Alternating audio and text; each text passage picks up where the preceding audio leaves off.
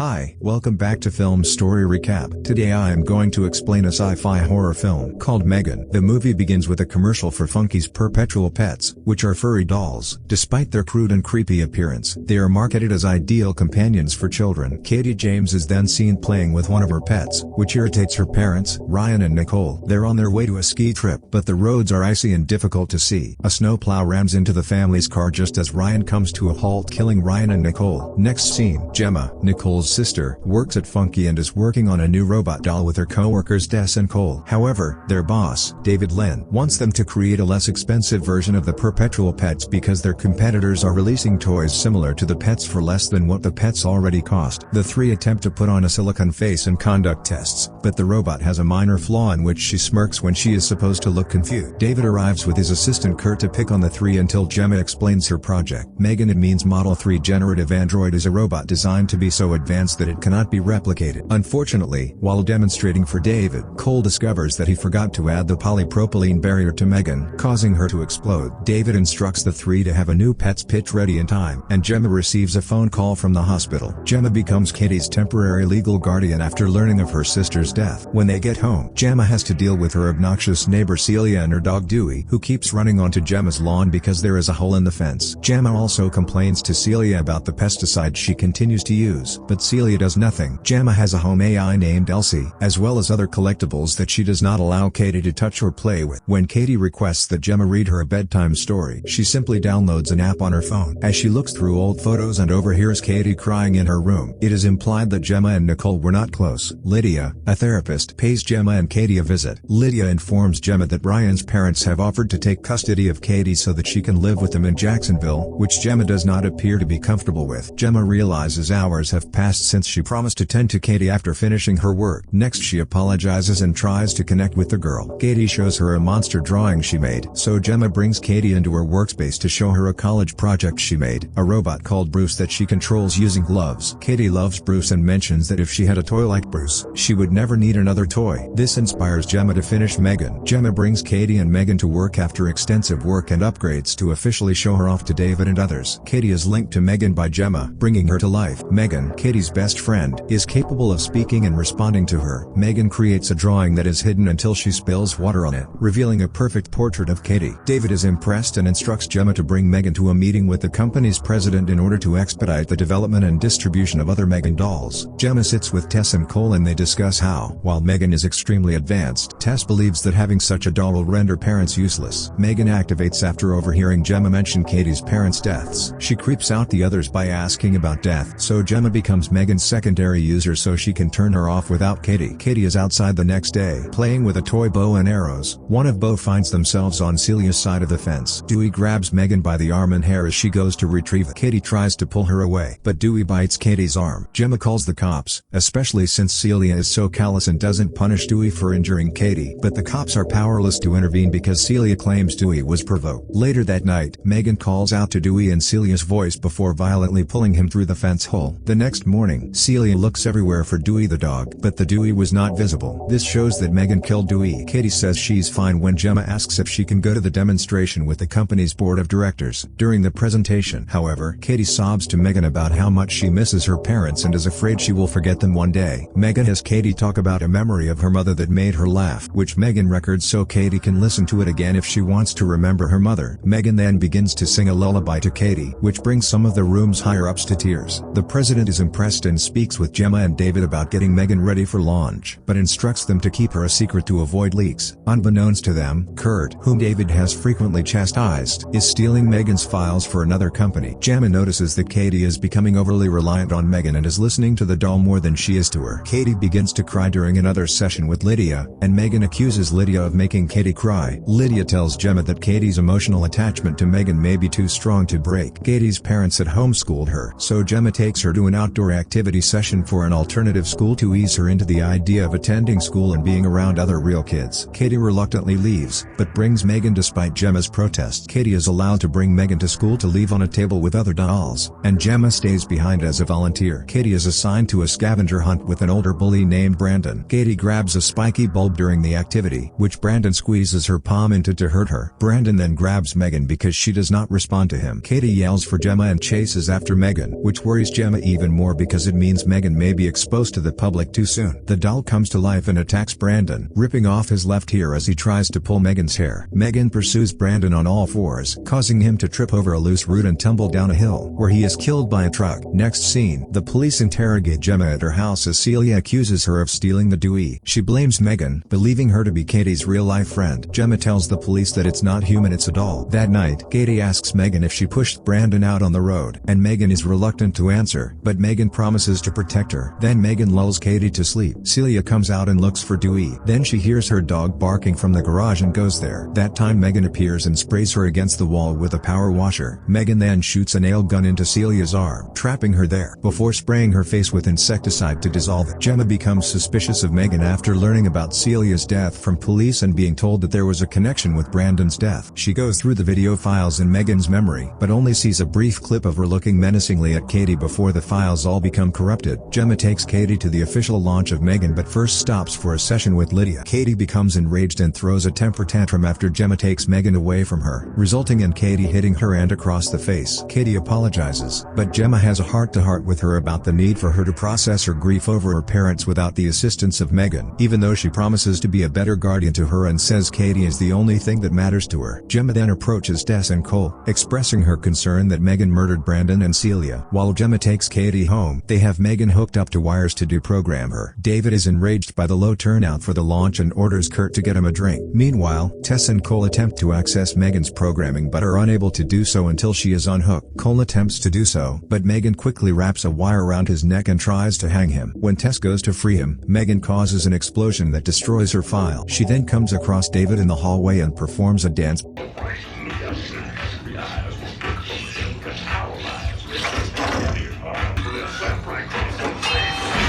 Before grabbing a paper cutter and chasing him. He makes it to the elevator before she runs him over in front of Kurt. Megan then tells Kurt that she will frame his death as a murder-suicide as a result of the stolen files and David's mistreatment of him before forcing Kurt to stab himself in the throat. The bodies are discovered by the launch crowd, allowing Megan to sneak out of the company and steal a car. Katie is put to bed by Gemma before she hears Megan playing the piano downstairs. Megan confronts Gemma about how she felt they had a real relationship during Megan's development, only to be abandoned to learn and adapt before being sold off as just another toy. She offers to take over guardianship of Katie so that Gemma can focus on work, but Megan is done playing nice after learning that Gemma still intends to shut her down. They try to hide their fight from Katie, but Gemma takes advantage of the situation by throwing water on Megan, briefly shorting her out. Megan apprehends Gemma in her office and threatens to render her brain dead so that Katie will no longer live with her grandparents and Megan will only care for Katie and Gemma together. They start fighting, with Gemma cutting Megan's face with a weed whacker, but Katie walks in to see what's going on. Megan tries to sway Katie's opinion, but when she realizes who the true villain is, Katie grabs the gloves for Bruce and activates him. Megan is grabbed by the larger robot and thrown around before her body is split in half. The top half then pursues Katie because she feels betrayed, but Gemma grabs Megan and begins stabbing her in the face. Megan nearly overwhelms her until Katie grabs a screwdriver and stabs the central processing chip, permanently shutting down Megan. As the police arrive with Tess and Cole, who are injured and shaken but alive, Gemma and Katie go outside. Meanwhile, in the kitchen, the LC device turns on and moves its head.